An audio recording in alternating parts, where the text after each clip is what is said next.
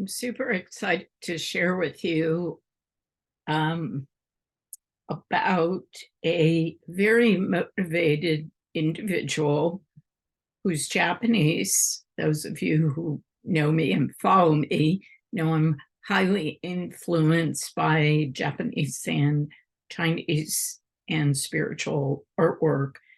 And the person I want to introduce you to is Tomihiro Hoshino. I may be pronouncing his name incorrectly, but my heart is in the right place. So I stumbled upon this book, Road of the Tinkling Bell, I believe was the first one, at a used bookstore. And it is such a gem.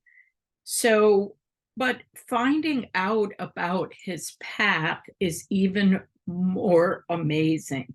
So I was drawn to his work because his work looks very Japanese to me. And I also like to do nature journaling and teach nature journaling. So as I perused the book, I realized what a beautiful and gorgeous artwork this artist. But amazingly, this artist at the age of 24 was a gymnast, a rock climber, an educator. And while he had some free time, he approached his students and was going to teach them how to do a backflip. Well, of course, he demonstrated and became majorly paralyzed and from the neck down. And it talks about in this book and in his books his journey.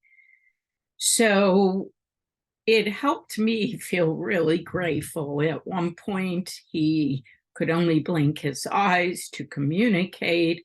He appreciated nature still. And when he did and was able to have a view of the sky. But while he was laid up in bed, they had tried to move him because of body sores. And he learned how to put a brush in his mouth and repaint calligraphy characters.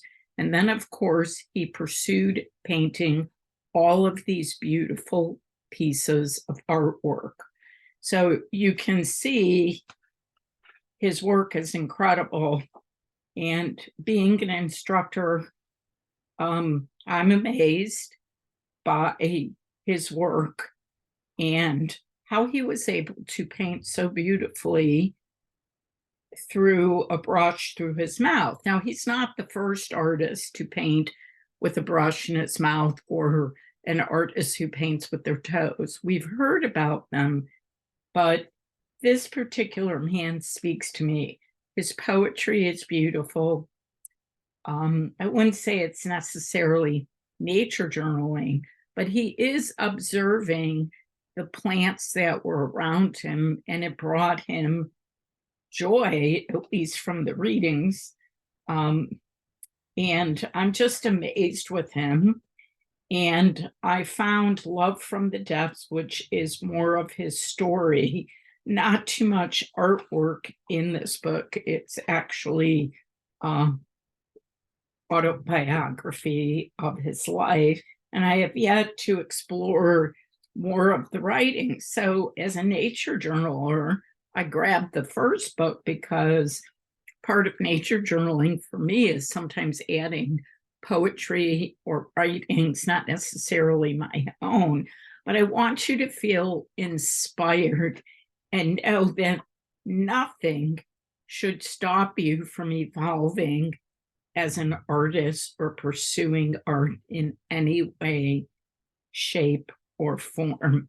I hope you'll check the used books out by this man.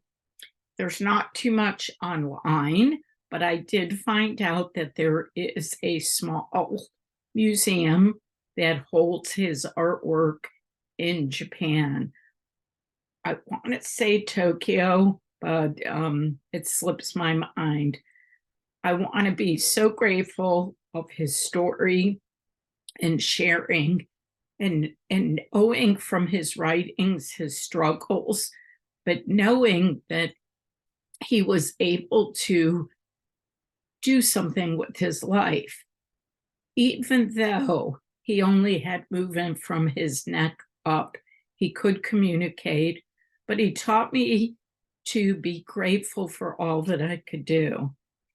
And as an artist, I just need to keep evolving, keep practicing, and keep working, because life is filled with so many beautiful things, and he has shared that with us.